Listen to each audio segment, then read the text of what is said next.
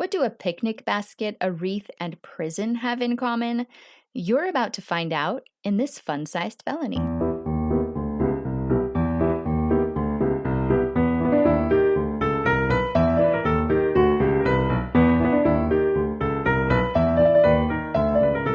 Welcome back to Forgotten Felonies. I'm Monica, and this is a fun sized felony. Before we begin, no felony is ever fun. I call these fun sized because the stories are short, not because the crime is light or trivial.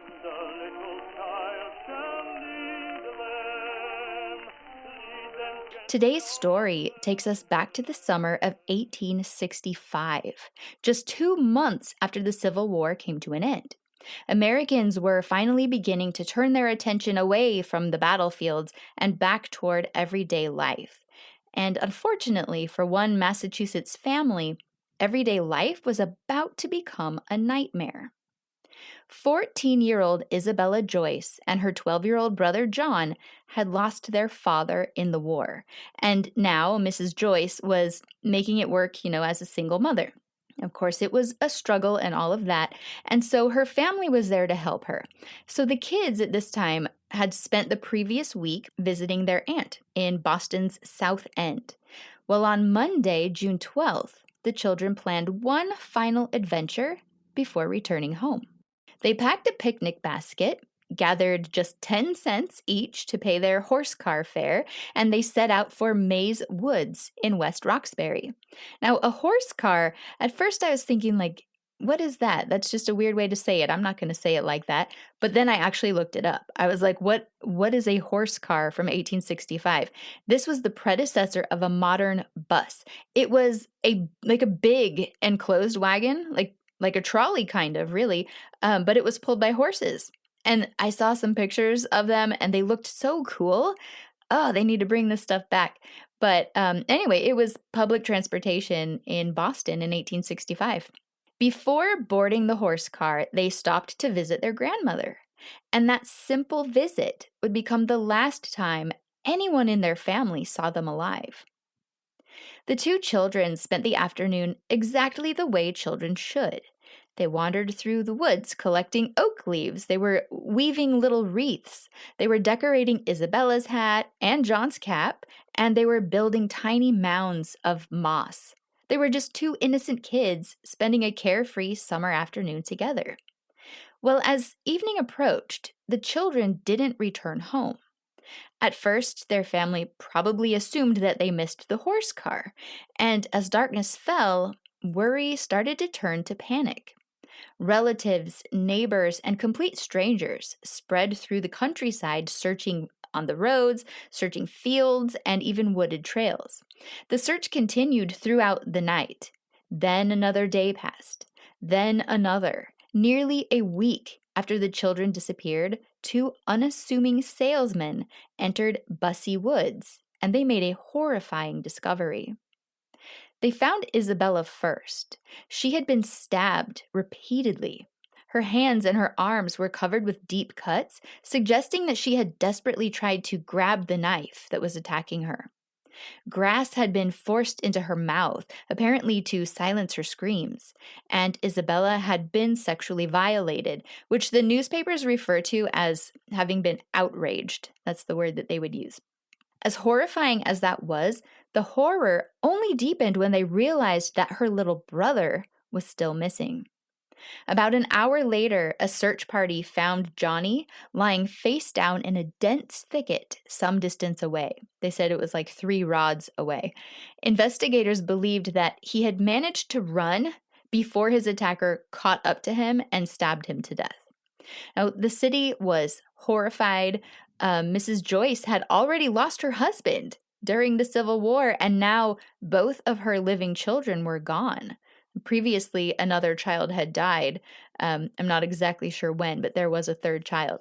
So now her 2 remaining children, the last piece she had of her husband, they were murdered in a most horrific and unimaginable way.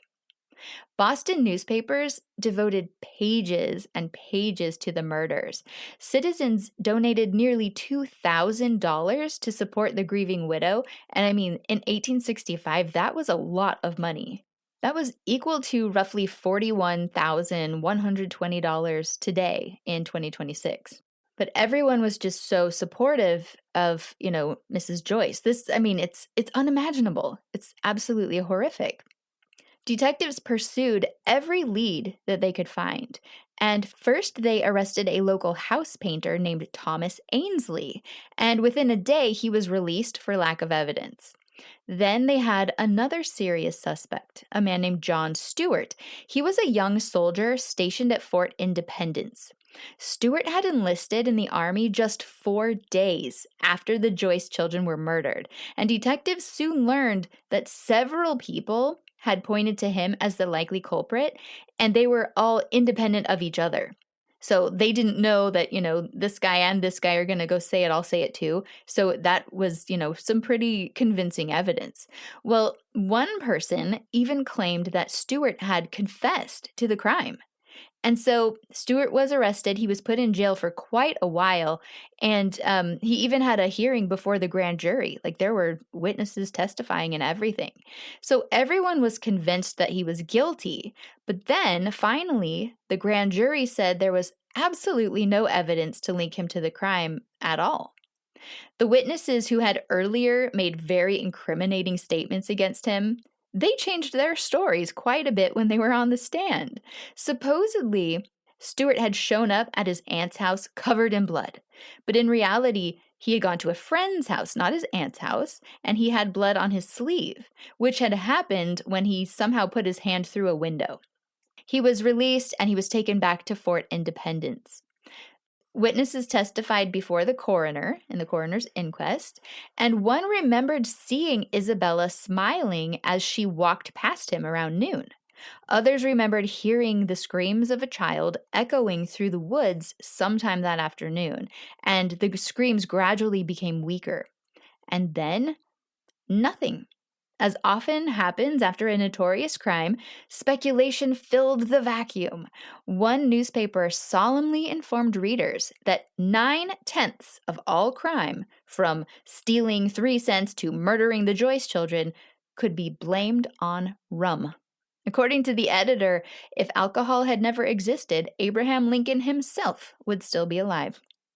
So yeah, apparently in 1865, absolutely everything was alcohol's fault. And we saw that also in the Halsey Coon story. So it's just pretty interesting. So the last we heard of anything about the Joyce children was actually in August of 1865. I was thinking to myself, like, that's it? Just a few months after the murder, and then they just stopped talking about it. But then I searched in 1866, and soon everything took a turn.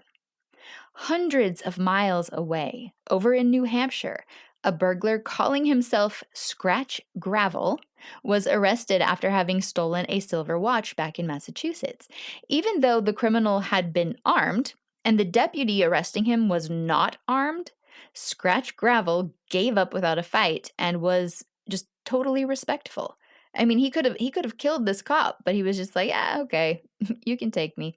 Now, before taking his prisoner to jail, Deputy Sheriff Marshall Weatherby did something almost unimaginable today. He took Scratch Gravel home with him to give him dinner. Yeah, that used to be a thing. Scratch Gravel sat at the Weatherby family table. He ate supper with the deputy's family, he sang songs with the deputy's children, and he chatted pleasantly with Mrs. Weatherby. Now, before he left, Mrs. Weatherby handed him a small testament, and she encouraged him to read it, but he refused. And he said that he had done something back home in Massachusetts that neither God nor man would ever forgive. Mrs. Weatherby assured him that, even the worst sinner could repent, but he insisted that what he had done was unforgivable. The deputy later recalled another curious statement. Scratch reportedly shrugged off that burglary charge, and he remarked, "I don't care a damn for being arrested for stealing a silver watch. I've done something that would be a feather in your cap to fasten on me." At first, nobody really knew what he meant. Well, Scratch Gravel was returned to Massachusetts. He was convicted of that burglary, and he was sent to the Massachusetts State Prison. There, he quickly established himself as a violent, quarrelsome inmate. He helped plan an escape, he bragged constantly about his exploits, and he repeatedly hinted that he had committed a far greater crime than burglary. So the prison officials became pretty intrigued by this. Rather than question him directly, they launched one of the most remarkable undercover operations that I've ever seen come out of the 19th century. They disguised an investigator as a Confederate sympathizer named Semmes. Now, this was after a man named Raphael Semmes, who was someone who was like a character in the Civil War, and he was a pirate. There's a 23-minute long video on YouTube called Raphael Semmes' Terror of the Seas. So this guy, this undercover detective, he goes into the prison as an inmate and he says his name is Semmes. And he tells them he's related to the pirate of that same name. Now, to make it look real, they had him handcuffed when they took him in. He was obviously dressed as a prisoner, and they put him in solitary confinement for the first 24 hours, which was customary. That's what they did. And it was interesting because the paper said to make it easier on himself, he took some sandwiches with him. And so it makes me think that they starved them for the first 24 hours, but I'm not sure. I mean, they probably did. But anyway, so they got Semmes a prison job in the same place where Scratch Gravel was employed in the prison. The undercover detective quickly learned that other prisoners stayed far away from Scratch Gravel because he was like unpredictably violent. And this made it easy for Semmes to approach him because no one else was around. And soon they actually became friends. The warden sent letters to Semmes saying that, like he was Brother Bill. He would sign them like Brother Bill. And these letters were like impressively long. And every now and then, as you read the letter, every now and then there would be a word that was underlined. And so then if you just read the underlined words, there were hidden messages. And it's crazy because the one I read, which I unfortunately didn't write down, but the one I read was actually lengthy. And so realizing that every word of that was somewhere scattered, they were in order in the letter, but he had to come up with all of these sentences and things to say to use the next word that he wanted to use. I thought that was just so clever. Like, seriously, I was like, wow, I am impressed. Anyway, so Brother Bill was planning to help Semmes escape, and he suggested that Semmes find, a friend inside to take along with him because they would need another man for the plot. And naturally, this third party was Scratch Gravel. This really gained Scratch's trust, and the two were thick as thieves, or so Scratch thought. And the operation worked. Scratch began talking, but not enough. But he did refer repeatedly to what he called the Roxbury job. And when someone mentioned the murders of the Joyce children, he actually bragged and said that that was some of his work. He claimed that the knife that he'd carried had already, quote, sent 2 Yankees to hell. And when all of this comes out, the newspapers erupt, right? They're just like, oh my gosh, they found him, this terrible murderer and all this stuff. So at last, they believed that the Joyce children murderer had been found. Authorities eventually discovered that Scratch Gravel wasn't really Scratch Gravel at all. Depending on which document you believed, he was Charles Aaron Dodge, or Charles Woods, or Charles Odell, or Rolla Ampudia. Newspapers described him as having black curly hair, large dark eyes, and a sinister and ferocious expression of countenance. So they said all of that before adding one of my favorite newspaper descriptions ever written, that he would generally be regarded as rather a good-looking man when well-dressed and in a pleasant mood. So in other words, he cleaned up nicely when he was being nice. So everything appeared to fit until it didn't. As investigators continued checking his story, they discovered something impossible to explain away. Charles Dodge had not been anywhere near West Roxbury when Isabella and John Joyce were murdered.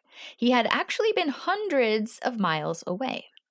The prosecution quietly abandoned the case, and after months of certainty, Massachusetts once again had no suspect. It was just as much a mystery as it had been the day it happened. And something else very interesting is the officers got in big, big trouble. Like it came before courts and everything. So that was interesting to read. The rumors about all of this and who could have done it, they continued for years. One newspaper suggested that the murderer himself had died in the woods and had been discovered only as a skeleton. And I mean, they did find a skeleton. That's where this came from. They found a skeleton out in the woods, and it was clearly that of a man. And the explanation that they came up with to explain where the skeleton came from was, well, this must be the murderer. He was probably running away, hiding in the woods to avoid being caught. He was eating roots to survive, and he ultimately died of starvation. That was their explanation for the skeleton. Well, they didn't consider it solved or anything. Don't worry about that. Another article reported that there was suspicion that detectives were secretly watching a different suspect who had once threatened Mrs. Joyce. So they were saying, oh, the police know who did it. They know. They're just trying to get enough evidence. Well, 7 years after the murders, a reporter published a story that he had gotten from this man. He had said that a few years prior to writing the story, he had been walking down the street, like in the middle of the night, and there was this guy just like in the road who had been really beat up. He'd been in a fight. So the reporter helped him up, helped him to a poor woman's house. I'll have to look into that, see what that is, but helped him to a poor woman's house. And the reporter stayed there with him to make sure that he was nursed back to health, because I guess he was like really in a dire situation. So while the reporter was there with that guy, he told him that he had actually met, like a year or two before that, he had met a guy who was a barber, and he and the barber had gone on this like major like drunken bender. And while they were drunk, the barber told him that he had been the one who did it. He had been the one who killed the Joyce children, and he gave him details. He described like exactly what happened. And it's crazy because, I mean, the story actually fit the evidence and answered some unanswered questions. And I mean, it was crazy. But, when the detectives heard it, they were just like, oh, he probably made that up. So that was kind of strange. But yeah, it was a man who was a barber, and he said that he used a knife with a white handle and that he had buried the knife underneath a tree not too far from where the bodies were found.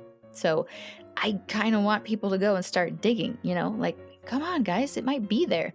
But anyway, the guy tells the reporter, please don't share this. I don't know if he was afraid for his life or what. He didn't share the barber's name, but he told the reporter, don't share this story, don't print it, don't do anything until I die.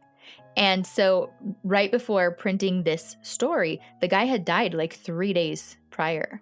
And so, I mean, you would think like, come on, reporter, like go and just tell the police, like get this taken care of. But no, he sat on it. So it was 7 years later this story comes out, and it was a huge, huge story. It took up 3 full columns on the front page of the paper. Well, none of the leads, none of these other ideas that came out over the years, none of them ever resulted in another arrest. And as tends to happen, the newspapers seemingly forgot about the Joyce children. But Mrs. Joyce never forgot her children. Years later, one reporter wrote that every pleasant Sunday, the bereaved mother visits the fatal spot where her children were murdered, and she lingers there so long that one might fancy she held communion with their spirits. Well, today, those same woods, like literally that same place, it's part of Boston's Arnold Arboretum. Thousands of people stroll those paths each year, enjoying one of the city's most beautiful green spaces, and few realize that they're walking through the very woods where 2 children spent a June afternoon weaving oak leaf wreaths before becoming one of the oldest unsolved murder mysteries in the history of Massachusetts.